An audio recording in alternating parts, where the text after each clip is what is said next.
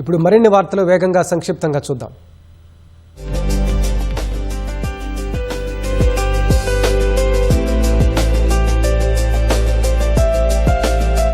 శంకుస్థాపన చేశారు. బోధ్, ఇచ్చోడ, బజార్ హత్నూర్, కేజీబీవీల్లో నిర్మించిన అదనపు గదులను ప్రారంభించారు.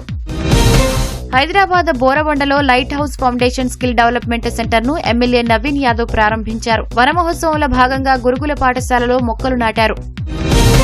భద్రాద్రి కొత్తగూడెం జిల్లా చర్ల మండలం కుర్నపల్లిలో పెద్ద సంఖ్యలో గిరిజనులు కాంగ్రెస్ పార్టీలో చేరారు. స్థానిక ఎమ్మెల్యే తెల్లం వెంకట్రావు కండువా కప్పి పార్టీలోకి ఆహ్వానించారు. కేంద్రం అమలు చేస్తున్న సంక్షేమ పథకాలు అర్హులైన ప్రతి ఒక్కరికి అందేలా చర్యలు తీసుకోవాలని ఎంపీ బలరాం నాయక్ ఆదేశించారు. మహబూబాబాద్ కలెక్టరేట్లో జరిగిన దిశ సమావేశంలో పాల్గొన్నారు.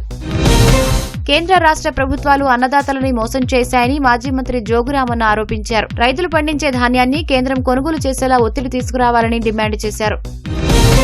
పెద్దపల్లి జిల్లా సుందిళ్లలో శ్రీ లక్ష్మీనరసింహస్వామిని టీఆర్ఎస్ అధ్యక్షురాలు కవిత దర్శించుకున్నారు. ఆలయ అర్చకులు ప్రత్యేక పూజలు నిర్వహించగా వేద పండితులు తీర్థ ప్రసాదాలు అందించారు. హన్మకొండ జిల్లా జీలుగులలో కలెక్టర్ చాహత్ బాజ్పై పర్యటించారు. ఉపాధి హామీ పనులు, ప్రభుత్వ పాఠశాలను తనిఖీ చేశారు. వనమహోత్సవంలో భాగంగా బడి ఆవరణలో మొక్కలు నాటారు. విద్యారంగ సమస్యల పరిష్కారానికి ఈ నెల 22న విద్యార్థి సదస్సు నిర్వహించనున్నట్లు బీఆర్ఎస్వీ నేతలు వెల్లడించారు. అందుకు సంబంధించిన గోడ పత్రికను ఆర్ట్స్ కళాశాలలో ఆవిష్కరించారు.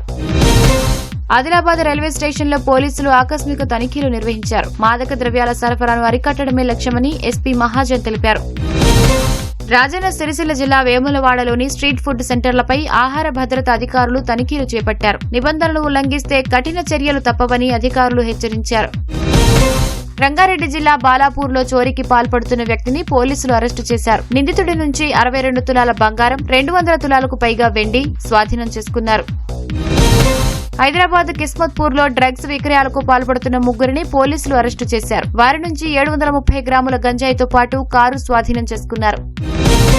మహబూబ్ నగర్ లో ఆటోను ఆర్టీసీ బస్సు ఢీకొట్టింది. ఆ ఘటనలో ఆటోలో ప్రయాణిస్తున్న 15 ఏళ్ల విద్యార్థి అక్కడికక్కడే ప్రాణాలు కోల్పోయాడు. గాయాలైన మరో ముగ్గురిని ప్రభుత్వాసుపత్రికి తరలించారు. భద్రాద్రి కొత్తగూడెం జిల్లా భద్రాచలంలో ఆర్టీసీ బస్సును ఇసుక లారీ ఢీకొట్టింది. ఘటనలో పలువురికి స్వల్ప గాయాలు కావడంతో స్థానికులు ఆసుపత్రికి తరలించారు. కొద్ది రోజుల క్రితం అదృశ్యమైన ఓ యువకుడు అనుమానాస్పద స్థితిలో మృతి చెందడం ఆదిలాబాద్ లో కలకలం రేపింది. మద్యం మత్తులో దాడి చేసి హతమార్చినట్లు మృతుడి కుటుంబ సభ్యులు ఆరోపించారు.